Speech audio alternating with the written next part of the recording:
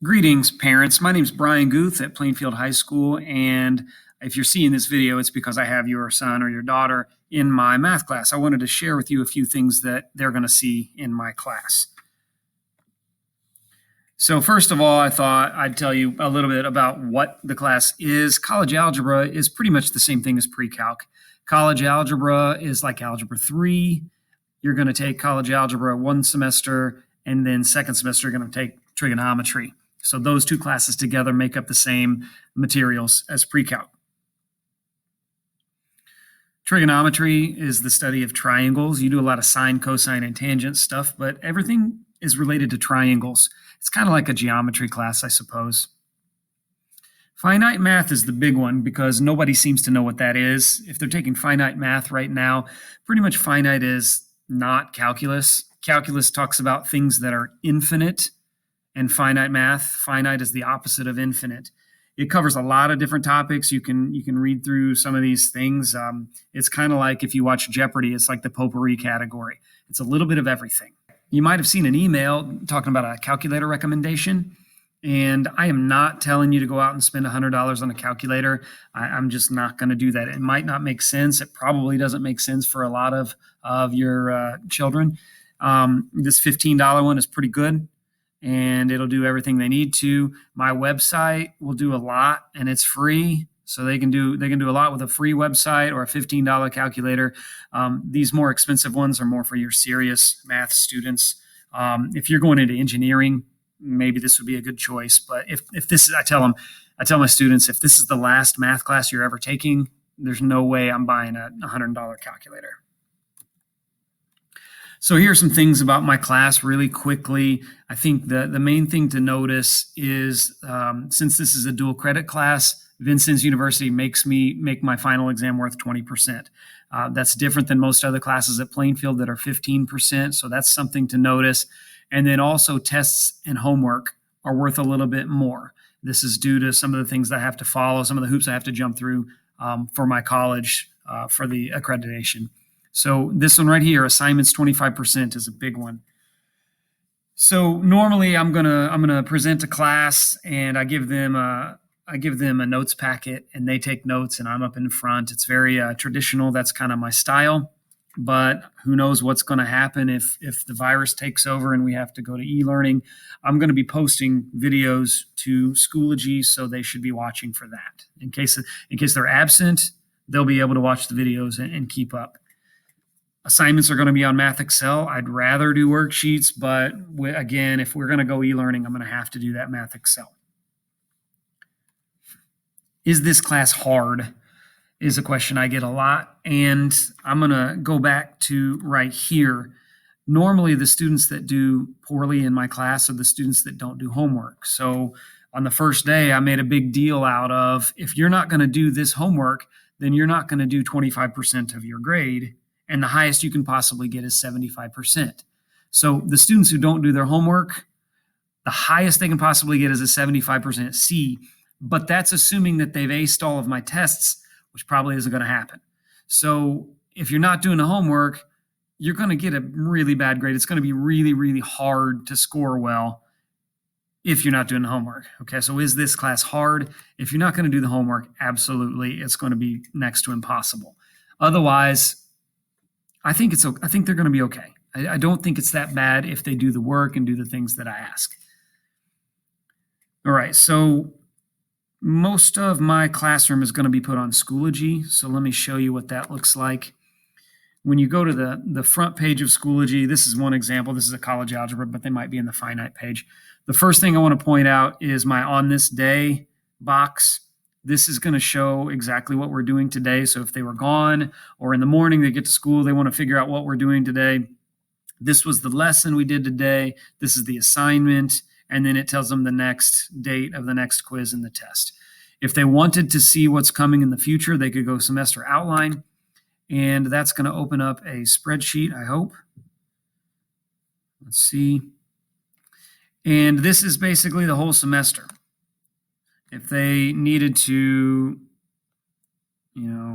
if they said, well, I'm going to miss one day next week, I'm going to miss this Friday the 14th, they could see that they'd be missing a quiz.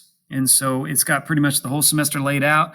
And anyway, what I'm planning on doing, it could change, of course. I don't know what the virus is going to do. Otherwise, other materials and things are in here. If you go to the chapter folder that we're currently in, we're in chapter 2 right now. They could have the blank notes. So if they were at home and needed to print out the notes packet, they could do that.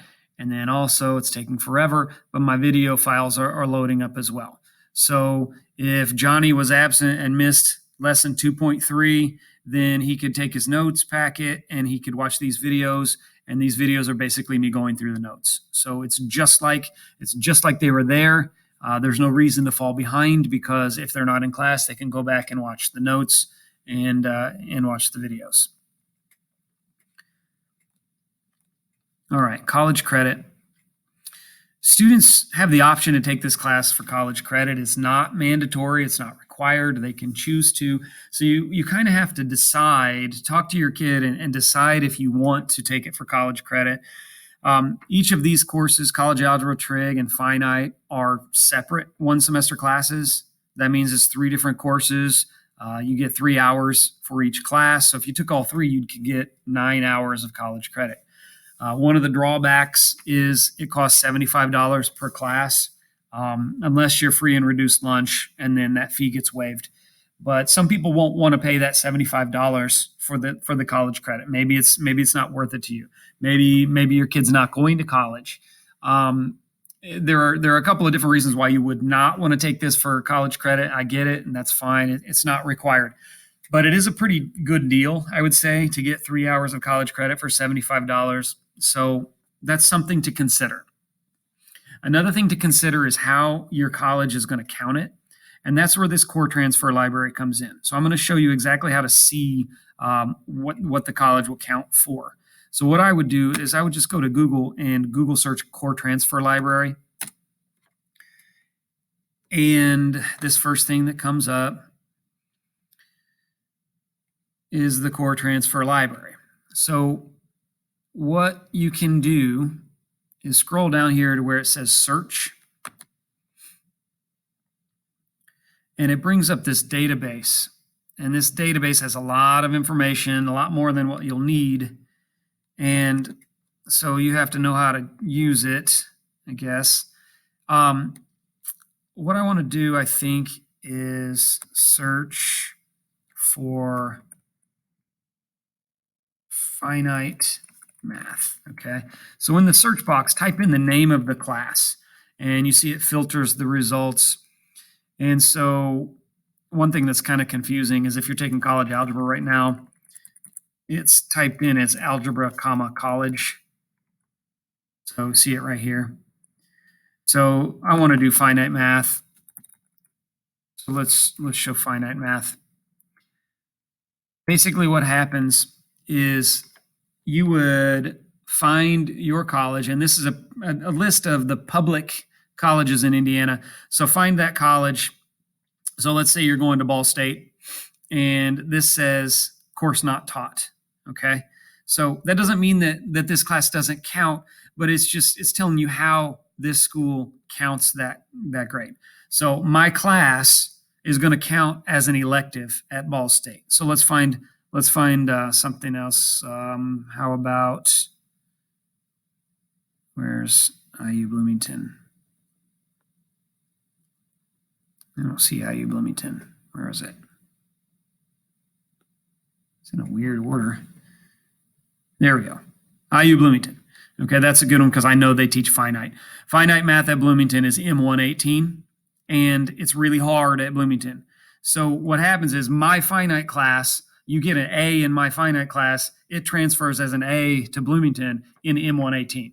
That's going to be a good deal. So anybody who goes to IU, I recommend to take this class for college credit. It's going to be easier. But if it says course not taught, it's going to count as a general elective. And so you won't get the grade. It will just transfer as credit is how it works. Okay. So if you see this number here, it's going to count as a math class. It's going to give you the grade. It's going to count towards your GPA. And if it says course not taught, it'll just count as 3 hours of credit. and be like an elective, basically. Your grade won't transfer. It'll just say 3 hours. So if you and your student decide that they're going to enroll and take this for dual credit, you've got to jump through a bunch of hoops. And they've already pretty much completed step 1, I believe, that we filled out this online enrollment. It doesn't commit them to anything yet. They haven't given a credit card number or anything yet. It just basically lets Vincennes know that they're interested, and Vincennes will be sending them their student number. So right now, that's where we're at. They're waiting on an email from Vincennes. So encourage them to check their emails. They're going to be getting a Vincennes student number. It's going to start with an A, and then it'll be a bunch of numbers. And that's where we're at right now. Step 3 is normally take an AccuPlacer test. They have to take a test to qualify. But this year with the virus and COVID-19 and all that, they're waiving the AccuPlacer test, but they're having some other kind of qualifications. So I will have to figure that out and get back to the students on that. All right, so apologize for the long video. Thank you for watching the whole thing, and have a great day.